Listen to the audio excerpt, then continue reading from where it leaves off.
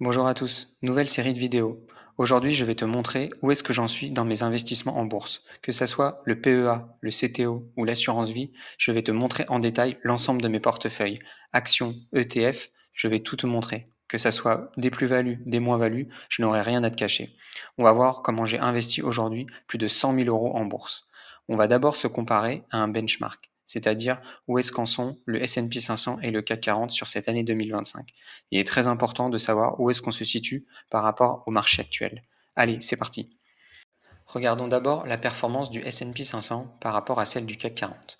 On peut voir que les 500 plus grosses capitalisations boursières depuis le 1er janvier 2025 ont réalisé une performance de 16,3%, contre 9,84% pour les 40 plus grosses capitalisations françaises. Il s'agit ici d'une différence de plus de 7%, ce qui n'est pas négligeable. Regardons ensuite à droite la différence entre l'indice S&P 500 et un ETF que tu peux mettre dans ton PEA et qui va répliquer le S&P 500. On peut voir que la différence est environ de 13%. Celle-ci va s'expliquer par la différence de taux de change entre l'euro et dollar. Depuis le 1er janvier 2025, l'euro est devenu beaucoup plus fort que le dollar, à hauteur de 10,76%, comme tu peux le voir dans le graphique du bas. Ainsi, un ETF que tu auras mis dans ton PEA répliquant le S&P 500 va sous-performer l'indice du S&P 500 en lui-même, car celui-ci est coté en dollars. On va voir dans les prochaines slides comment je me benchmark par rapport à mes performances. Passons maintenant à la synthèse de mes investissements. Comme tu peux le voir dans la colonne tout à droite, j'ai aujourd'hui investi plus de 100 000 euros, et plus précisément 101 618 euros. Aujourd'hui, la totalité de mes portefeuilles s'évalue à 114 000 euros, soit une plus-value de 12 300 euros. Cela correspond à une performance de 12,1% depuis le 1er janvier 2025. Si l'on vient se comparer au S&P 500, ce dernier a performé à hauteur de 16,3%. En revanche, l'ensemble de mes portefeuilles est valorisé en euros, contrairement au S&P 500 qui lui est valorisé en dollars. Du fait du taux de change défavorable entre l'euro et le dollar, on va venir se comparer au S&P 500 valorisé en euros via un ETF. Ce dernier a performé à hauteur de 4,6% depuis le 1er janvier 2025. On peut voir du coup que je superforme ce S&P 500 valorisé en euros d'à peu près 7 points. Également, le CAC 40, ce dernier a réalisé une performance de 9,8%. On peut voir que je le surperforme également. Si tu regardes tout à droite, au niveau du camembert, tu peux voir que j'ai aujourd'hui réalisé 60% de mes investissements en ETF, 30% en actions et que j'ai 10% d'espèces. Mes ETF sont réalisés via la méthode DCA, c'est-à-dire que tous les mois, peu importe que le marché monte ou que le marché baisse, je vais investir. Les actions sont des opportunités. Je vais investir en fonction de la valorisation de certaines entreprises que j'ai dans ma liste de préférences. Et ainsi, je vais saisir des opportunités. Si l'on regarde l'ensemble de mes portefeuilles, on peut voir que mon PEA performe à hauteur de 12%. J'ai ensuite deux comptes titres qui, un, performe à 42,4% et l'autre à hauteur de 4%. Enfin, j'ai une assurance vie que j'ai ouverte en janvier 2025 via un seul et unique ETF afin de prendre date pour déclencher l'avantage fiscal au bout des 8 ans. Mon PEA est constitué aujourd'hui à hauteur de 60 ou 70% d'ETF, puis le reste en actions. Mes deux comptes titres uniquement en actions et mon assurance vie via un seul ETF. Tu verras en bas à gauche le graphique qui représente ma performance via ce S&P 500 en euros depuis le 1er janvier 2025.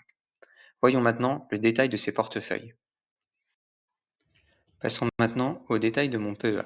Comme tu peux le voir tout en haut, j'ai aujourd'hui effectué des versements à hauteur de 75 705 euros. En dessous, tu as les plus-values. Deux types de plus-values. Les plus-values latentes, qui correspondent à mes positions actuelles dans mon portefeuille, à hauteur de 4 720 euros, et des plus-values actées, c'est-à-dire que j'ai revendu des actions qui avaient atteint la performance souhaitée, ou alors c'était des performances liées à des sociétés dans lesquelles je n'avais plus de conviction. Si on passe ensuite au détail de ligne à ligne, j'ai une partie action avec Euronext qui aujourd'hui a une moins-value de 2,47%. Je crois en cette entreprise et elle va forcément se redresser. FDJ, que l'on connaît bien via les paris sportifs. Elle s'est très largement dégradée, mais verse un bon dividende et j'attends avec impatience la Coupe du Monde 2026 car il va y avoir un pic de paris et souvent l'action remonte à ce moment-là. J'ai une moins-value d'environ moins 12%. Ensuite, il y a Ipsos. C'est une des premières actions que j'ai achetées quand j'ai ouvert mon PEA et c'est une entreprise dans laquelle je n'ai pas de conviction, une erreur de débutant. J'attends tout simplement qu'elle se redresse pour pouvoir la vendre. Ensuite, il y a Neurone, c'est une entreprise dans l'ingénierie. Je suis plutôt flat sur cette position et elle devrait performer dans le long terme. Ensuite, Sanofi, que l'on connaît bien, les produits pharmaceutiques. J'ai une belle performance couplée à un bon dividende.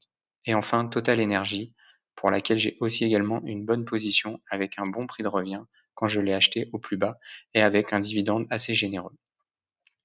Ensuite, si on passe au niveau des trackers ou ETF, j'ai un ETF qui réplique le Nasdaq 100, soit les 100 plus grosses capitalisations boursières américaines. Je suis en plus-value. La BNP Paribas S&P 500 qui réplique l'ETF, qui réplique l'indice des 500 plus grosses capitalisations américaines. Et enfin, un Eurostock 50 pour les 50 plus grosses capitalisations européennes. Si tu prends un peu de recul, tu peux voir aujourd'hui que les ETF performent largement par rapport aux actions. Les actions dans lesquelles j'ai investi sont des opportunités, mais la base de mon PEA est un investissement en ETF. Passons maintenant aux autres détails de mon portefeuille. Voyons maintenant le reste de mes investissements. Comme tu le verras en haut à droite, j'ai un compte titre chez Trade Republic où j'effectue des investissements réguliers dans un ETF qui réplique le cours de l'or, c'est-à-dire le iShare Physical Gold. Je n'investis plus en actions chez Trade Republic car ce courtier est fait pour des investissements en DCA sur des ETF.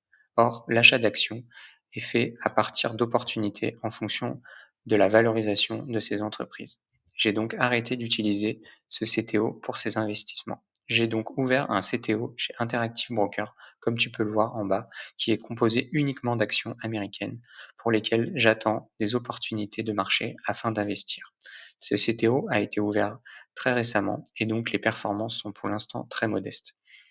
Enfin, en haut à gauche, tu peux voir la composition de mon assurance vie. J'ai investi dans un seul et même ETF, qui est un MSCI World et qui réplique les 1400 plus grosses capitalisations boursières du monde. Je n'ai pas de vocation à investir davantage dans l'assurance vie, j'ai juste voulu prendre date pour l'avantage fiscal des 8 ans.